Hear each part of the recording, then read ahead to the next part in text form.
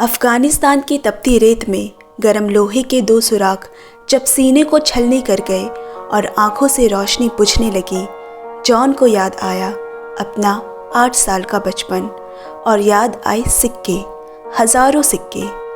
बचपन में एक बार वो सिक्के बनाने वाली फैक्ट्री में गया था। बड़े बड़े धातु की चादर से गोल गोल सिक्के निकल रहे थे। कभी उनकी कुटाई होती, कभी धुलाई, कभी गर्म आंच पर सेका जाता और कभी उन्हें कुरेद कर पुख्ता बनाया जाता और अंत में जाकर उनकी छटाई होती।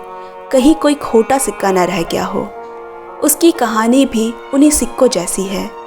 1980 में उसे मिलिट्री एकेडमी से हर तरह से तैयार करके उतारा गया, मगर अब उसके छाती में 2 सुराख है। वो अब एक खोटा सिक्के की तरह है। और फिर सबसे आखिरी चीज़ जो उसे याद आई वो थी सवाना।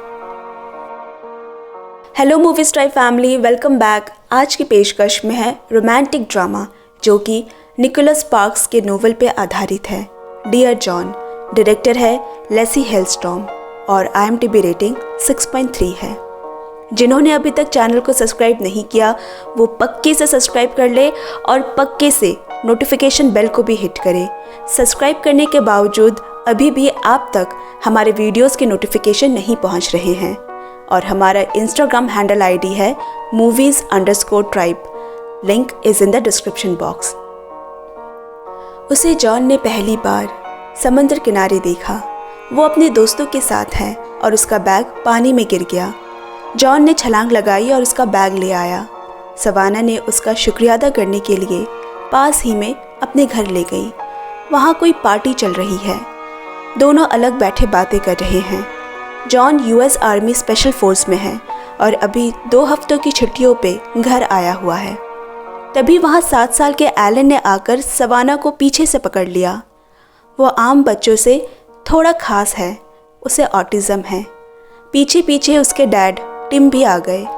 एलन की ऐसी हालत की वजह से वो उसे कहीं भी अकेला नहीं छोड़ता, मगर एलन के लिए सवाना कोई पराई नहीं है। वो एलन को उसके पैदा होने से जानती है। काफ़ी देर तक दोनों ने बातें की। वापस जाते समय जॉन ने कहा, क्या कल हम फिर से मिल सकते हैं? सवाना ने हंसते हुए हाँ कहा। जॉन अपने डैड के साथ रहता है। बचपन से जॉन ही उसके डैड की दुनिया थी और अब भी है, मगर अब जॉन बड़ा हो चुका है, बदल चुका है। अब उनमें ज़्यादा बातें नहीं होती। अगले दिन साथ समय गुजारने के बाद सवाना ने जॉन के डैड से मिलने की इच्छा जताई। वो उसे अपने घर ले गया। थोड़ा अजीब महसूस कर रहा है क्योंकि उसके डैड से मिलने कभी कोई नहीं आता। वो अपने में ही रहते हैं, मगर आज सवाना की जिंदा दिली की वजह से वो उसे अपना सिक्कों का संग्रह दिखाने लगे।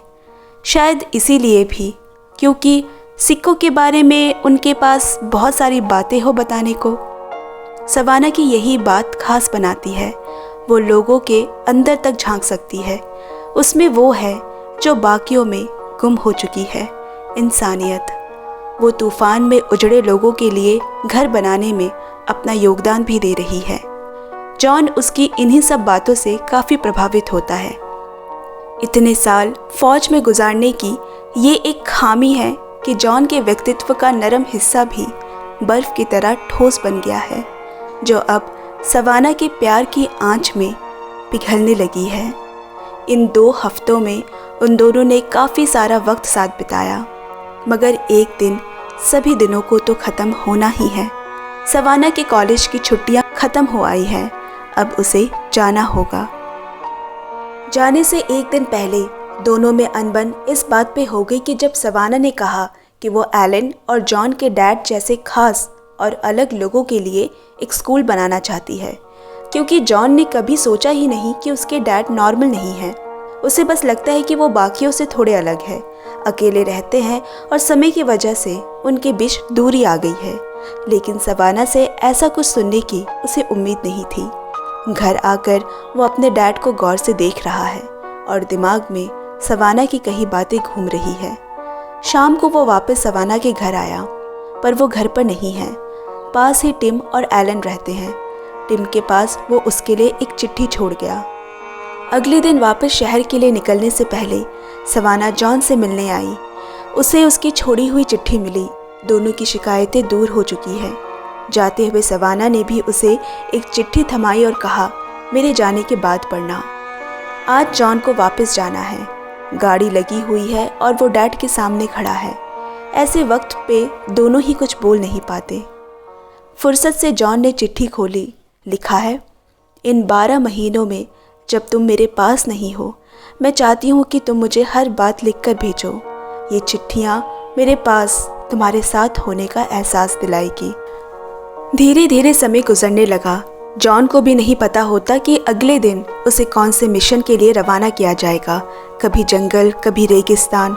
उसके पास खत भेजने का कोई जरिया नहीं, ना ही इंटरनेट की सुविधा होती है। वो बस इंतज़ार करता है जब बेस से कोई हेलीकॉप्टर आए ताकि वो पायलट को अपनी चिट्ठी पोस्ट करने को दे सके। उसने सवाना को लिखा, तुम भरोसा रखना, देर ही सही पर मेरी चिट्ठी तुम तक ज़रूर आएगी। और जब वो आते तो गुच्छों में खुशियाँ भर कर लाती। बस दिन भर उनके चेहरे पे मुस्कान रहती। इस बार की छुट्टियों में सवाना जॉन के डैड से भी मिलने गई। उन्होंने उनके पास जमा सिक्कों के पीछे की कहानियाँ बताई, ढेर सारी कहानियाँ। फिर सवाना के पूछने पर उन्होंने उसे अपना सबसे खास सिक्का दिखाया। मगर वो खास क्यों है, ये उसे जॉन से पता चला। दरअसल उनके इस शौक़ के शुरू होने के पीछे मैं ही हूँ। एक दिन आइसक्रीम के वापस मिले छुट्टे पैसों में ये सिक्का भी मौजूद था। जब मैंने डैड को ये दिखाया तो वो उसे लेकर इसके जानकार के पास गए और तभी से हमने सिक्का जमाना शुरू किया। बचपन में मैं और डैड साथ सिक्का जमाते थे। फिर मैं बड़ा होने लगा और मेरे शौक़ बदल गए, मगर डैड वैसे ही रह गए। आज सुबह की खबर से पूरा अमेरिका हिल गया। वर्ल्ड ट्रेड सेंटर पे आतंकवादी हमला, और इसी के साथ ही अमेरिका की फ़ौज में युद्ध की तैयारी होने लगी। ऑर्डर आया है, 2 दिन बाद ही उन्हें अफ़गानिस्तान के लिए रवाना होना होगा। जाने से पहले जॉन सवाना और अपने डैड से मिलने 18 घंटे का सफ़र तय करके सिर्फ 1 दिन के लिए वापस आया है। इस छुट्टी में सवाना ने उसे अपने पेरेंट्स से मिलाया, लेकिन वहाँ जाकर आतंकी हमले और अमेरिका का उन्हें मुंह तोड़ जवाब की बातें शुरू हो गई। सवाना ने लोगों को कहते सुना कि इस बार युद्ध लंबी चलेगी, शायद ही फौजी जल्दी घर लौटे। ये एक लंबा सफ़र होने वाला है। पर सवाना को तो लगा था कि जॉन जल्दी वापस आ जाएगा उसके पास। जॉन के पास भी कोई रास्ता नहीं। उसे अपने फौजी होने का फ़र्ज़ निभाना होगा।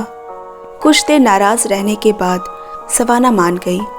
2 साल की लंबी दूरी का सफ़र तय करने से पहले उनके पास बस आज की रात है, जो वो दोनों गंवाना नहीं चाहते। अगली सुबह जब वो सवाना को लेकर एयरपोर्ट पहुंचा, वहाँ उसके डैड भी है। भले ही मुँह से ना कहते हो, पर जॉन की चिंता तो उन्हें हमेशा रहती है। दोनों को अलविदा कह वो चला गया। पता नहीं आगे क्या होना लिखा है। ऐसे कुछ महीने और गुजर गए और फिर अचानक से सवाना का खत आना बंद हो गया। कागज़ की भीड़ में वो अपना नाम ढूंढता, मगर इंतज़ार है कि ख़त्म होने का नाम ही नहीं ले रही। और एक दिन उसका खत आया। खत खोलने से वो डर रहा है। लिखा है, ये मेरा आखिरी खत है। समझ नहीं आता तुम्हें कैसे कहूँ। मैं इसके बाद तुमसे कोई राब्ता नहीं रखूँगी। जॉन अंदर तक टूट गया। आखिरकार उसके डर से आज उसका सामना हो ही गया। उसी शाम उसने वो सारे खत जला दिए, साथ ही अपने सारे अरमान भी उसी आग में राख कर दिए। एक मर्द और औरत में बहुत अंतर होते हैं। जैसे एक तरफ जॉन, गरम मिजाज, बातों को दिल में दबाए रखने वाला, और वही दूसरी तरफ सवाना, नरम स्वभाव की, दूसरे को समझने वाली, मदद करने वाली। बिल्कुल इसी तरह की ही book summary men are from Mars and women are from Venus मैंने फेमस कुकू FM ऐप पर सुनी। जिस तरह आप हमें सुनना पसंद करते हैं, ये भी आपको पसंद आएगी। जो नहीं जानते उन्हें मैं बता दूं, कुकू FM इंडिया का एक लर्निंग ऑडियो ऐप है, जिसमें कुल 1000 घंटे से भी ज़्यादा कंटेंट लाइब्रेरी मौजूद है, और ऐसी अलग अलग कई बुक समरी है जो आप अपने ही रीजनल लैंग्वेज में सुन सकते हैं। है ना कमाल की बात। प्ले स्टोर पे इसकी रेटिंग 4.5 है। कुकू एफएम की एक और अच्छी बात यह है कि वो लर्निंग के माध्यम से लोगों में बदलाव लाना चाहते हैं। कभी भी कोई भी काम करते हुए कुकू एफएम सुनते रहे। और हाँ, अभी इसमें फेब एंड सेल चल रही है, जहाँ आपको 50% का डिस्काउंट मिल जाएगा। दोस्तों, कल तक ही ये डिस्काउंट रहेगा, तो देरी किस बात की। फटाफट नीचे डिस्क्रिप्शन में दिए लिंक पर क्लिक करें, कूपन कोड डालें और डिस्काउंट का फ़ायदा उठाएं। मिशन पे निकला जॉन, जहां उसे 2 गोली लगी, और इसी के साथ हम उसी पहले सीन में आ गए हैं। उसके बाद उसे सीधा मिलिट्री बेस अस्पताल में होश आया। पता नहीं कितने दिनों से वो यहाँ है, लेकिन अच्छा था जब तक वो बेहोश सोया हुआ था, क्योंकि होश आते ही दिल का दर्द उसे काटने को दौड़ रहा है। उसे शरीर के जख्म कहाँ दिखेंगे। वो तुरंत अपने रिपोर्टिंग ऑफिसर के पास गया और अगले मिशन में जाने की इच्छा जताई। ऑफिसर ने कहा, तुमने बखूबी से अपना फ़र्ज़ निभाया है, अभी आराम करो, घर जाओ। मगर वो नहीं माना और जल्द ही फिर एक नए मिशन पर चला गया। कुछ साल और कट गए। एक दिन खबर आई कि उसके डैड को दिल का दौरा आया है और अस्पताल में भर्ती है। उस हालत में वो घर की ज़मीन पर कई घंटों पड़े थे। अक्सर माँ बाप को हम नज़रअंदाज कर देते हैं, क्योंकि हमें लगता है वो कहाँ जाएंगे, मगर हम ये भूल जाते हैं कि उनका सफ़र भी ख़त्म हो रहा है। जॉन ने आखिर के कुछ दिन अपने डैड के साथ बिताए। उनके जाने के बाद अब वो बिल्कुल अकेला है। वापस ड्यूटी में जाने से पहले वो सवाना से एक बार मिलने गया। कुछ सवाल है उसके जिनके जवाब उसे चाहिए। सवाना को उसके डैड का सुनकर बहुत अफसोस हुआ। उसके शादी की तस्वीर टेबल पे रखी है। जब जॉन ने करीब से देखा, वो दंग रह गया। क्यों उसने एलन के डैड टिम से शादी की? उसी वक्त टिम का फ़ोन आया। वो भी जॉन से मिलना चाहता है। टिम कैंसर से लड़ रहा है। उसे पहले से पता था, लेकिन सबसे उसने ये बात छुपाई, और अब वो कैंसर के 4थे स्टेज पर है।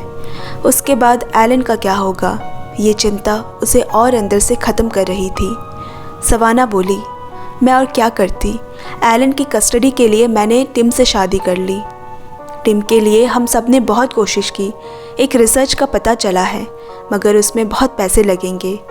हम कोशिश कर रहे हैं कि टिम के आखिरी के दिन अस्पताल में नहीं, बल्कि यहाँ एलन के साथ इस घर में कटे। जॉन अस्पताल पहुँचा। उसे तब समय की रफ्तार का अंदाज़ा हुआ जब उसने एलन को देखा। बहुत बड़ा हो चुका है। सामने व्हीलचेयर पर बैठा टिम शर्मिंदा है इस हालत की वजह से, जो कुछ भी हुआ उसके लिए। लेकिन अब वो निश्चिंत होकर अपनी आंखें बंद कर सकता है। उसका एलन अब सही हाथों में है। इतने समय से मन में दबे हुए वो सवाल जॉन के अंदर शाम को खाने की मेज़ पर भड़ास बनकर आखिरकार बाहर आ ही गई। क्यों उसने उसे इस बारे में कुछ नहीं कहा, बस एक खत में सब खत्म कर दिया? शायद कोई रास्ता निकल आता। क्यों खत लिखना बंद कर दिया? क्या तुम्हारी ज़िंदगी में मेरी इतनी ही अहमियत थी? दोनों गले लगकर खूब रोए। सवाना एक भले दिल की लड़की है। जॉन उससे बहुत दूर था, मगर पास टिम और एलन थे, जिन्हें उसकी उस वक्त ज़रूरत थी। उसने वही किया जो उसके दिल को सही लगा। नमी भरी आंखों से जॉन उसे हमेशा के लिए अलविदा कहकर चला गया। वापस जाने से पहले जॉन ने अपने डैड के जमाए सारे सिक्के बेच दिए, और वो पैसे उसने एक अनजान नाम से टिम को भेज दिए, सिवाय उस एक सिक्के के जो उसके डैड को खास था, वही जो 8 साल की उम्र में जॉन को आइसक्रीम खाते हुए मिला था। ये सिक्का वो हमेशा अपने पास रखता है। ये अदा शायद जॉन ने अपने डैड से सीखी है कि ज़िंदगी किसी को कुछ देने का नाम है। एक दिन उसे सवाना के नाम का खत आया। लिखा है, तुम्हारे जाने के बाद टिम की ज़िंदगी में एक चमत्कार हुआ। उसे किसी ने ढेर सारे पैसे दान किए, और उसे वो मिला जो कोई और नहीं दे सकता था, समय। घर पे रहकर चंद दिन सुकून से गुजारने का, एलन के साथ रहने का, सबको अलविदा कहने का। और 2 महीने बाद उसने एलन को मुझे सौंप कर चला गया। कुछ और साल बाद वॉलंटरी रिटायरमेंट लेकर जॉन भी हमेशा के लिए वापस आ गया, जहाँ फिर से सवाना उसका इंतज़ार कर रही है। ज़िंदगी एक बड़ा अजीब खजाना है जिसमें हम जितना भी हासिल कर ले अमीर नहीं बनते, मगर किसी को प्यार, दोस्ती, खुशियाँ देकर हम दिल की कितनी ही तिजोरियाँ चाहे भर सकते हैं। दोस्तों, आज की एक्सप्लेनेशन आपको कैसी लगी कमेंट में ज़रूर शेयर करें और चैनल को भी पक्का सब्सक्राइब कर ले। आपसे जल्द मिलते हैं अगले वीडियो में। Bye bye, love you and take care friends.